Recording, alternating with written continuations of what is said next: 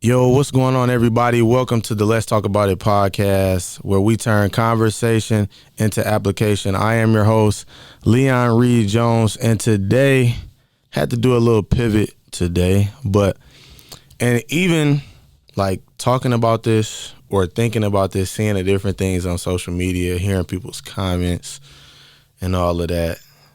Like, I really, honestly, and truly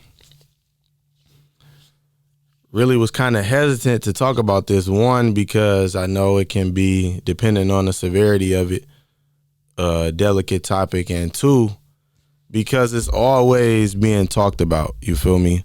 So, like, I was kind of skeptical and hesitant to talk about it, because it's layers to it. But I feel like, hey, we need to talk about it. Why not talk about it? Because the more and more we discuss it, the more and more each of us can learn. So you're probably wondering, what is it that needs to be talked about? So if you haven't been paying attention to social media, whether on Instagram, and mainly I've been seeing it on Facebook, but what's been going on is they've been using this, like trend, saying of course. And so, like, when they say of course, like, for instance, something that I saw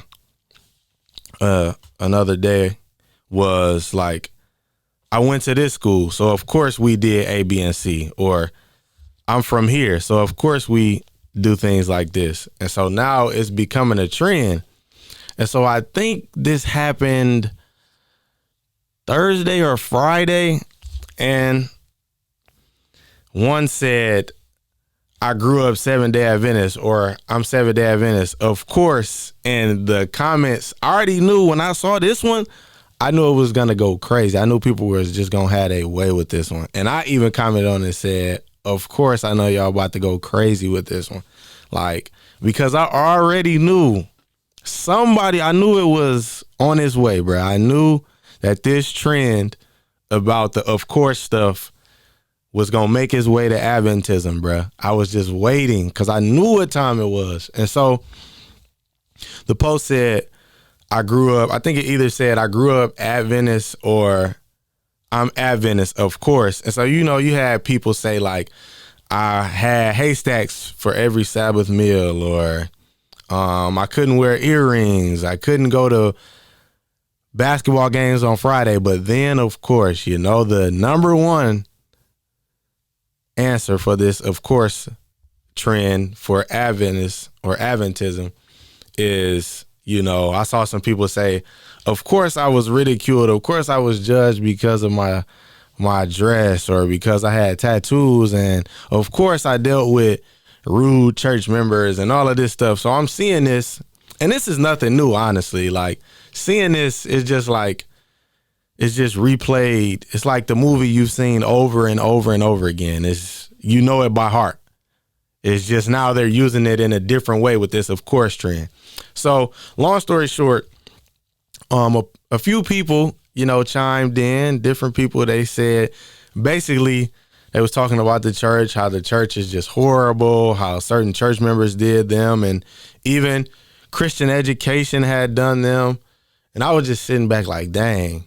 Because when I look at this, and we're going to get to that in a minute, but when I look at how people, in this case, because I'm also Seventh-day Adventist as well, so I can't really speak for any other denominations because I didn't grow up that way. But anyway, to be honest with you, I'm at the stage of my life and my walk with God that I really could care less about the label, like being an Adventist and all of that. Like, don't get me wrong, like, to me, in my opinion, being an Adventist is cool. Like, I've never experienced church hurt. Like, there's been some people, say things to you, but, I come from a household, I come from an environment where, we were taught at a young age that stuff is, you're not going to be able to escape those things. Like, people are always going to criticize you. They're going to talk down on you. And it's not just church people. And so, like, me and my brother were raised that way to understand, like, You could do so many things right. You could have a open mind. You could have a great heart and be willing to do, in this case, you know, the work for God. And people are still going to criticize you. They're going to judge you. My father tells me all the time, like, what he went through and what he still goes through or whatever with certain individuals. But he hasn't left the church. He hasn't stopped doing what God has called him to do. That may not be somebody to the left, to the right, in the front of me or in the back of me. You know what I'm saying? Everybody's different. Everybody's mindset, everybody's walk is different. So I don't say that to tell people like, oh, you gotta be stronger. Like when somebody disrespect you or somebody do something hurtful to you. I'm not saying that, but I just brought that up because like I don't come from church hurt. I don't come from people ridiculing me, whether that may have been, you know, people respecting my pops or whatever the case may be, or because I went to, you know, from what I saw the other day, a big 3 church, you feel me? But I just never experienced that. I don't know if it was God's blessing that I never experienced that. I don't know. It was because, like I said, who my dad was at the time, whatever the case may be, bro. But I never experienced that. But I have a lot of people that I ran in circles with or that I went to school with, went to church with, that experienced church hurt, disrespect, mistrust, all these different things. But I think as time goes on, my biggest thing is like, we can't knock people's experiences. Like, it's the same thing like with the school I went to, the college I went to, Oakwood University. You have a group of individuals over here who say Oakwood was the greatest thing that ever happened to them. Then you have individuals on this side that say Oakwood played with my transcripts, Oakwood played with my money, all the different things. I didn't get this scholarship, all type of stuff. Like, so everybody's experiences is different. That's what I am trying to get at as far as that goes. But I'm seeing this trend go on. And as somebody said the other day, like, man, y'all are using these of course statements and trends to really say how y'all feel or get some of that anger out of you. You feel me? Or the bitterness, or really say how y'all feel at the end of the day. That's really all it is as far as the post goes about growing up Adventist or being Adventist, because you can kind of tell from people's posts and their position on things, like if it's coming from a place of truth or, you know, bitterness, or sometimes it may be a little bit of both. It may be truth and it may be a little bit of you still angry, you still feeling a way about that, which is your business, because we can't sit here and make it seem like these things didn't happen. And one thing that I do agree with, when it comes to, you know, Adventism and being Adventist and growing up a certain way and being, you know, I saw a post the other day. Somebody said the kids or the youth are not leaving the church because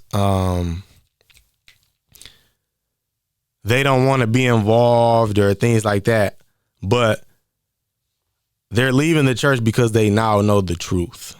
And that kind of stuck with me, because that's a deep quote. That's a deep position to take, because a lot of people have realized certain things in Adventism and realized what has been going on, and they've done their studies and they've read their Bible and they've come to whatever aha moment or light bulb experience that they've had. And they realize, like, y'all just been leading us, or whoever that they've had these problems with have been leading us astray.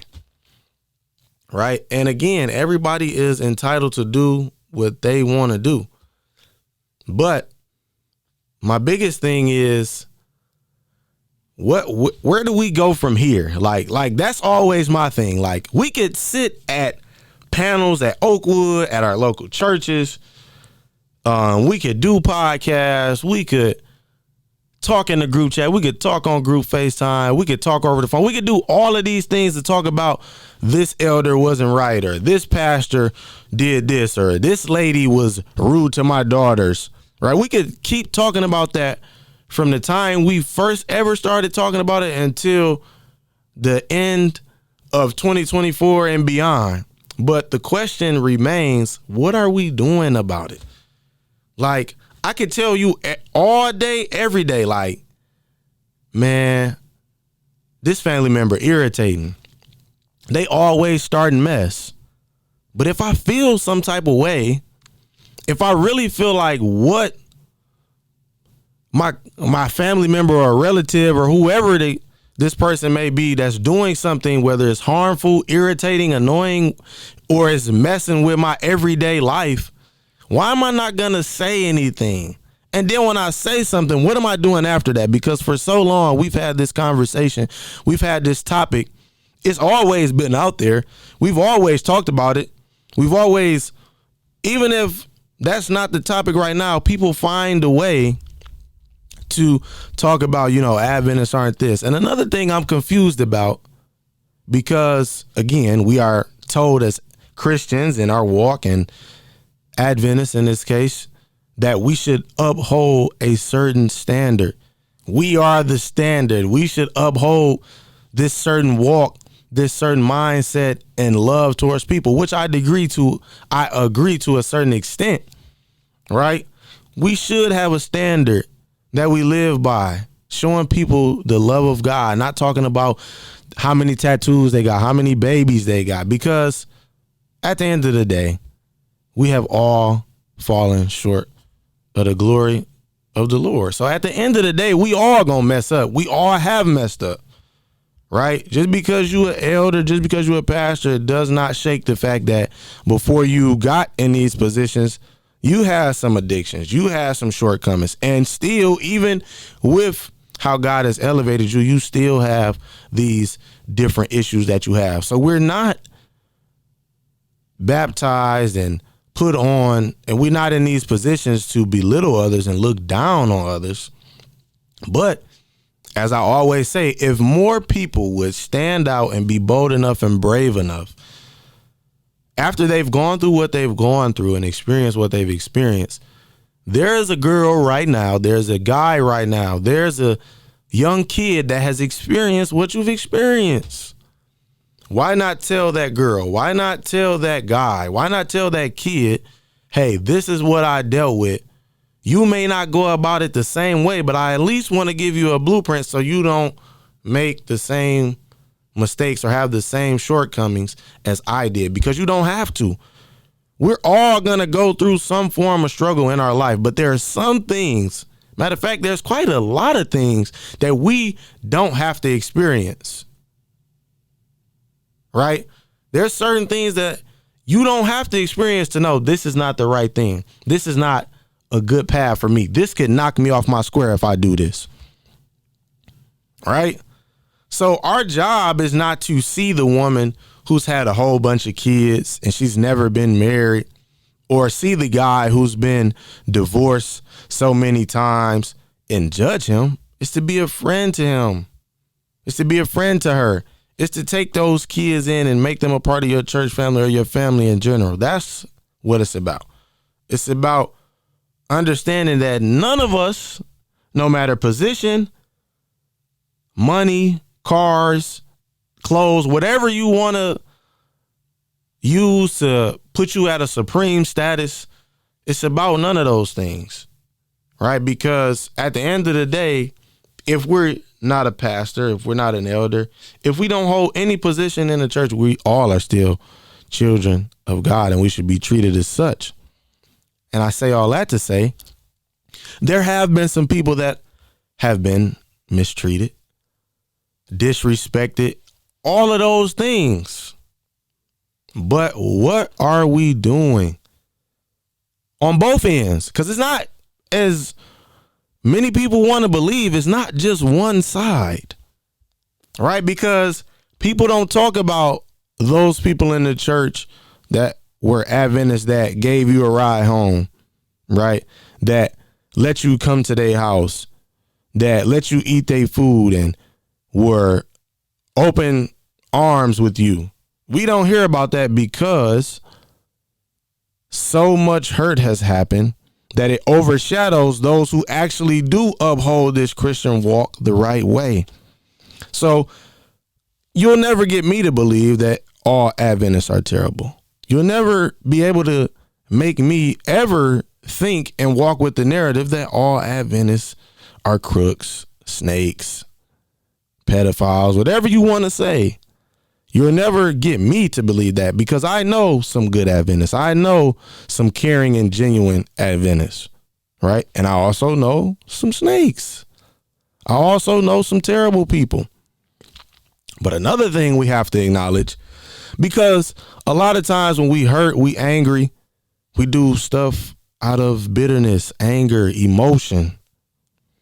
So a lot of times we use, in this case, the of course trend to get off our chest how we feel. Oh, this teacher was horrible. This pastor was stealing money. This person was doing this. But can we just sit back for a minute? And again, y'all know me. Those who know me know I don't uphold wrongdoing. I don't do what most people do. I don't condone the pastor doing this over here, but I condemn my friend for doing the exact same thing that the pastor's doing. As my gym teacher would say, and God bless his soul, I'm going to call a spade a spade. If the pastor and the guy that stays on my block are committing the same things that are wrong, both of them are wrong at the end of the day. But a lot of times we put more heat on the pastor than the guy around the corner.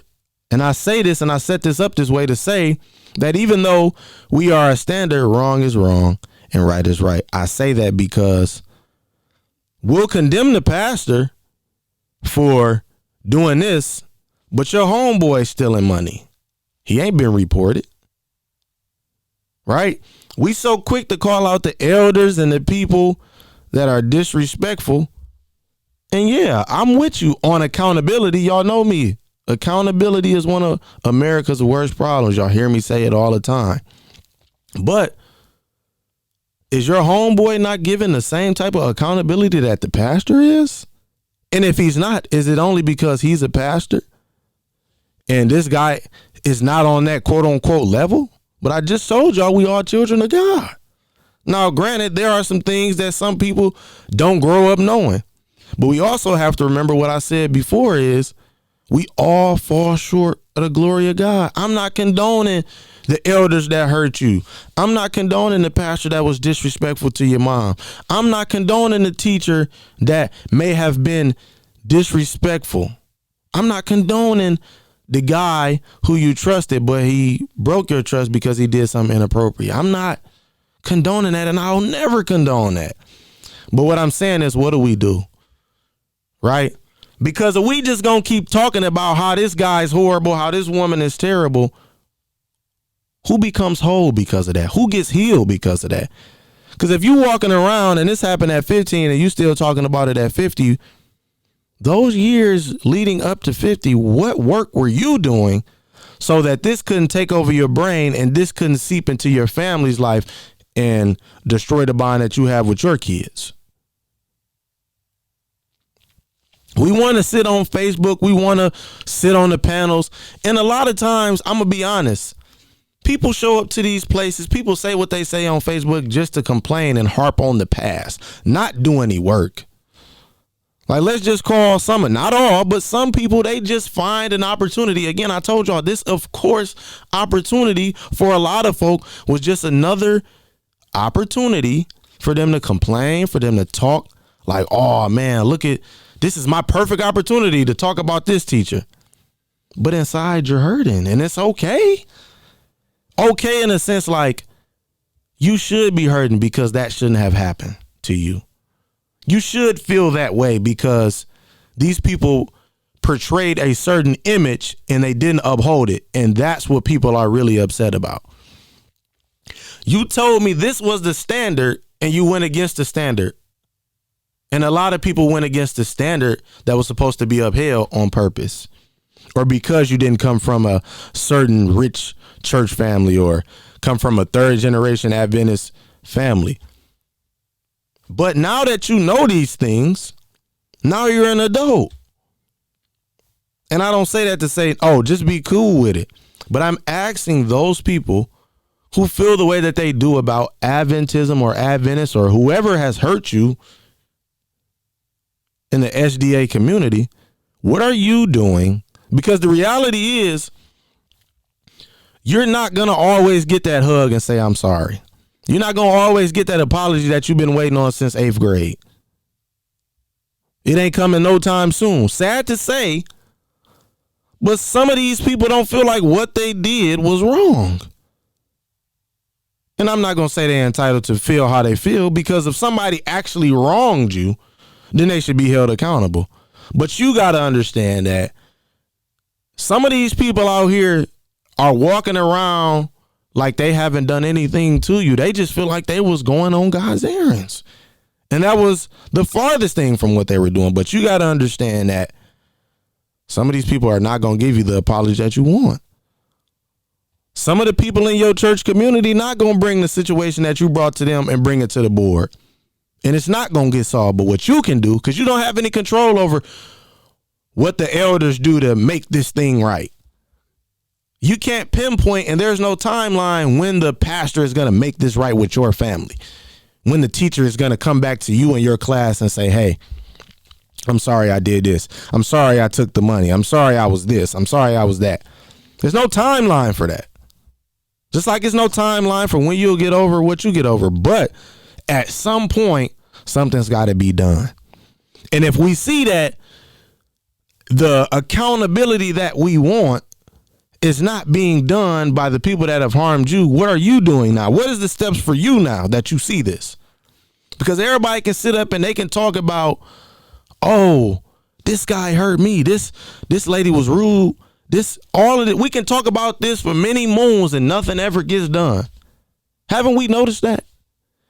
How many times as a Facebook shouting match, alive, talking about all the teachers in the SDA community? What does that solve? If somebody can show me what calling somebody out, that's miles away now, talking about a pastor that's at another church now that don't even stay in the same city as us, what is that doing?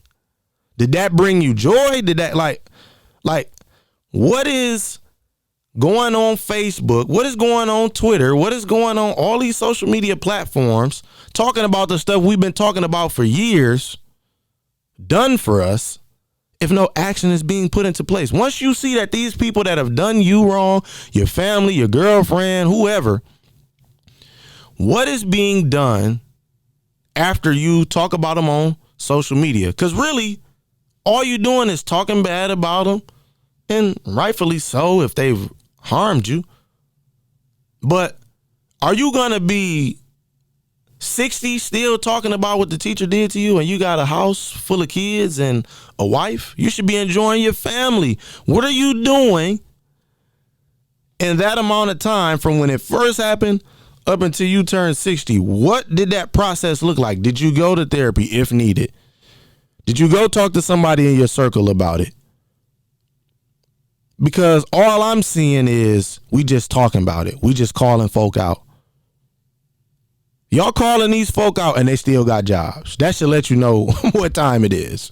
Sad to say, you put out all this business. You told all these things, which were probably true. These people still got jobs, still in relationships with their wives, still teachers at universities. That should let you know right there, like I said earlier, sometimes you ain't going to get the person that you called out on Facebook fired. Sometimes you ain't going to get the apology that you so desperately deserve or looking for. So now that you know that, or what if we got to start looking at what if what I want does not happen? Because that right there tells the difference of everything. That's a game changer.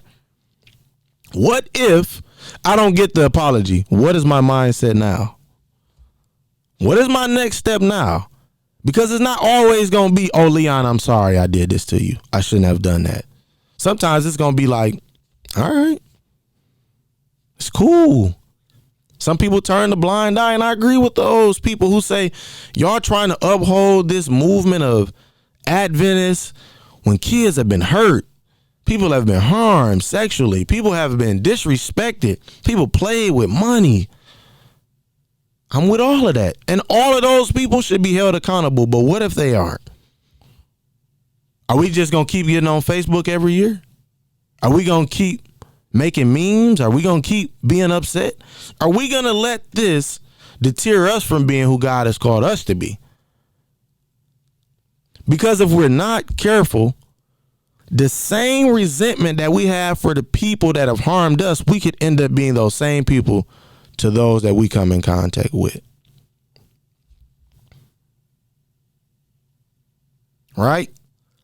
A man can make his own destiny on a road that he really didn't want to be on if we're not careful. If we're not careful, we end up being the very thing that we despise if we don't go get the help.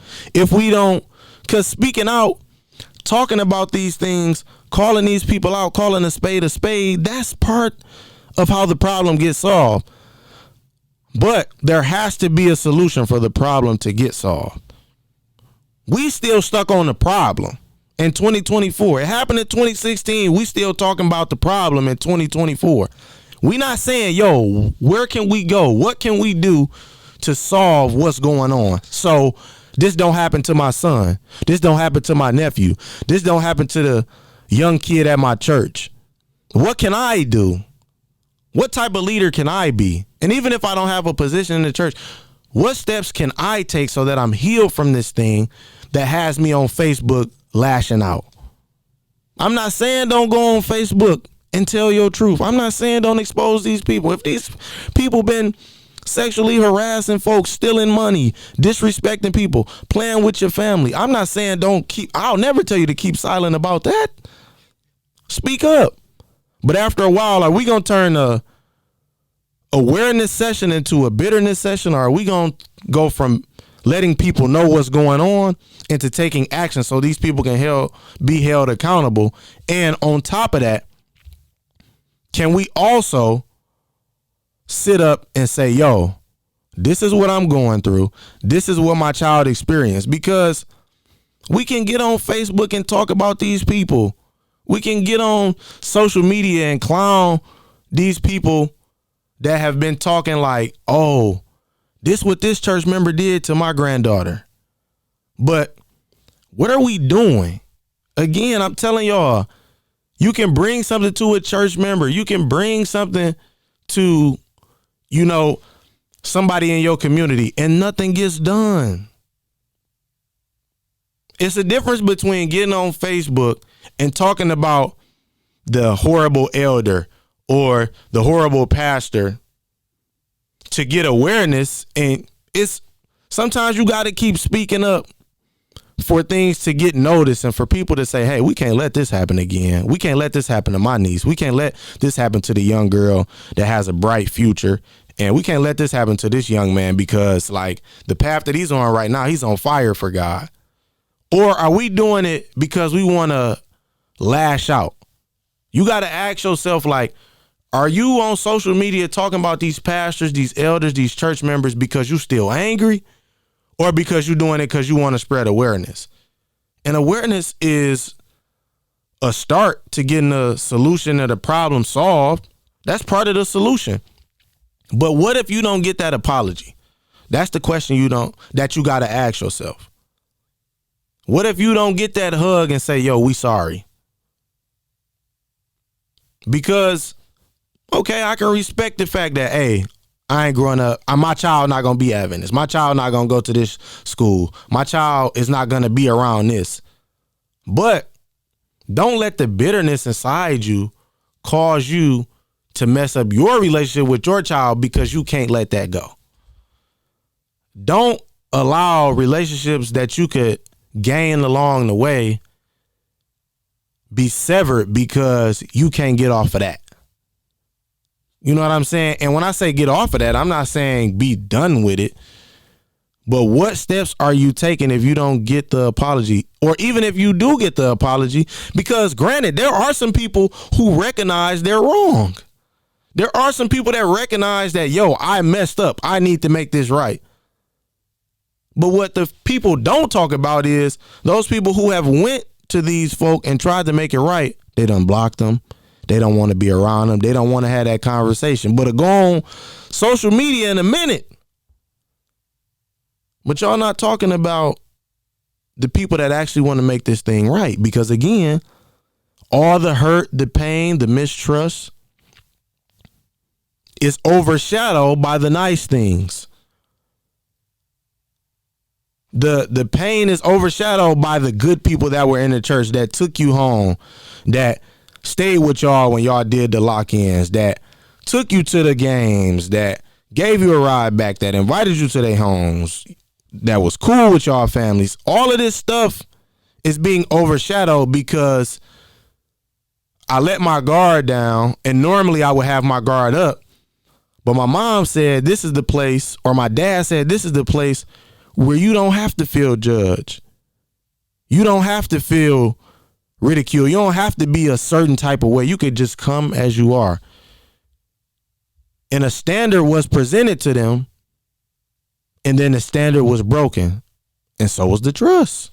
So now what you got is, y'all said y'all were these type of individuals, but the behavior that y'all displayed towards us, because I wasn't a third generation Adventist, or because I didn't sing in the choir, or because I didn't really know what this Adventism thing was about, or being Adventist was about, or because I didn't grow up this way, and I'm only coming to church right now because my friend is bringing me along and I'm starting to enjoy it. But somewhere along the line, y'all broke our trust because the standard that y'all said y'all was supposed to uphold, y'all didn't do that. And because I didn't experience this before from somebody in church, and my grandma's telling me this, or my granddad's telling me that, now it's got everybody all messed up because y'all said y'all were these type of people and y'all showed us that y'all weren't. Or y'all judged all of these kids over here. Y'all judged these people over here when they were just trying to get their relationship right with God, just like you were. And y'all judged us. But little do you know, you indulging in the same thing that I'm struggling in. Like I tell y'all, I'll never sit up and condone what the pastor does and my friend is doing the same thing, or vice versa, because wrong is wrong and right is right. But I say that to say, moving forward, like what's the steps? Like, my question is, what do we want to see done to those foul church members, to those pastors that you can't stand? Like what do you want to see done for those who have been hurt? Accountability. That seems to be one.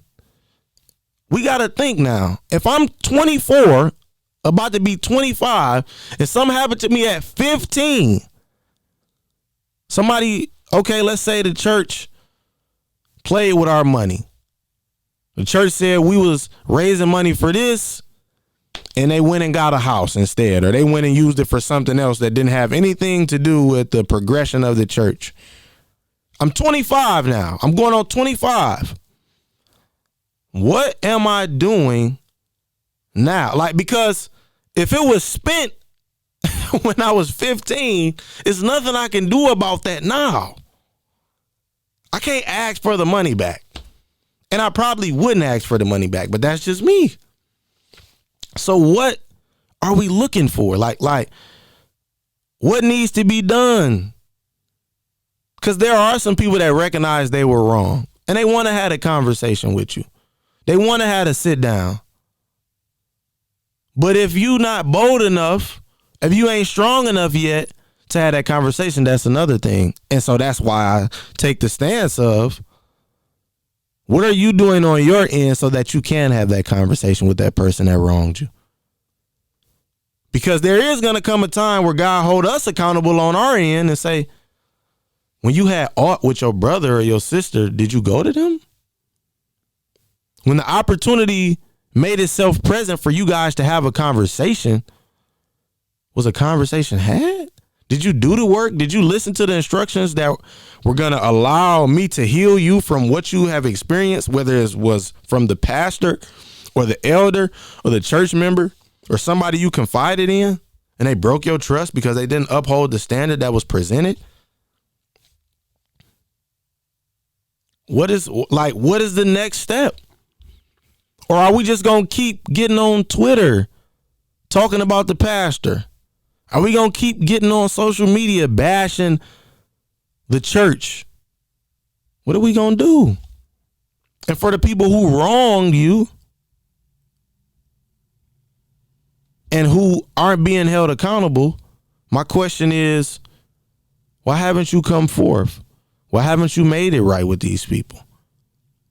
Why haven't you done the work that God needs to do through you so you don't make this same mistake again? Because there's not just one side to it, guys. It's both parties. Because, yeah, somebody wronged you, but you got to be willing to be able to sit at a table with them when they say, hey, I want to make amends. You got to allow God to do what he needs to do in your life so that you can be prepared for that conversation. I'm not saying don't speak out. You've been wrong, say something for sure. I'm all for it. But there's a difference between spreading awareness and being bitter. And we got to draw the line from what that looks like. We have to say, hey, this is the line of me spreading awareness, and on this other side of the line, this is me just being bitter. I'll never downplay somebody getting hurt, especially depending on the severity.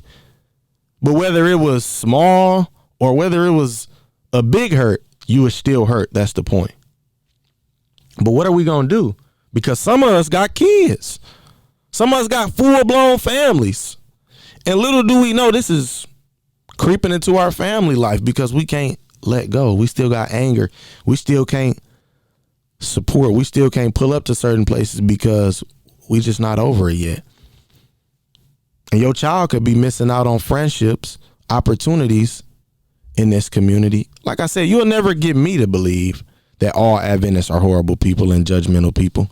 Because my other question is, why when your girlfriend judge you, all you do is take a drive around the block and you come right back to their house? Why is it you condemn the pastor for what he said, but your homeboy can say the same thing and y'all sit back and laugh about it? The elder needs to be locked up because he harmed this person. But your homeboy, your homegirl don't need to be locked up if they out here doing something illegal.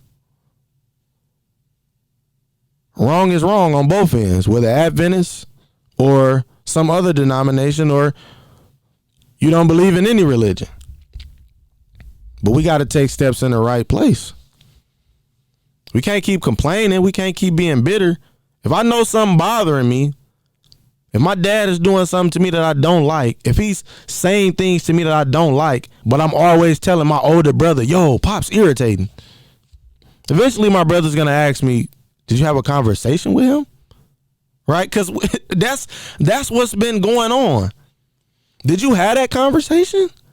If you feel this bad about it, if this is still going on 15, 20 years later, are you willing to have a conversation with him without being disrespectful? Because some of us can, hey, I had a conversation, but you basically gonna do to them what you've been doing to them on social media. So I say, let God do the work in your life so you can be prepared to have them conversations if it can be had. But if these people don't come forward and admit what they did, or they don't hold themselves accountable, or people that try to get this stuff done and hold these people accountable, and they don't come forth and do what's right, what are our next steps? What do we do after that? Like, again, what do we want? Because I believe some people, they'll get what they want and still move the way that they move. Still have the same gripes and anger, even when they get what they want.